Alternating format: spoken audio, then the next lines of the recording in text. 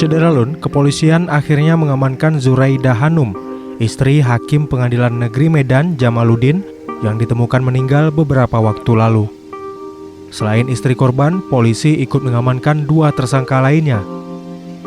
Mengutip Karo Penmas Divisi Humas Polri, Brigjen Argo Yuwono, Zuraida Hanum merupakan tersangka yang menjadi otak pembunuhan Jamaluddin. Sementara 2 lainnya disebut polisi merupakan tersangka yang menjadi suruhan Zuraida, yakni JB dan R.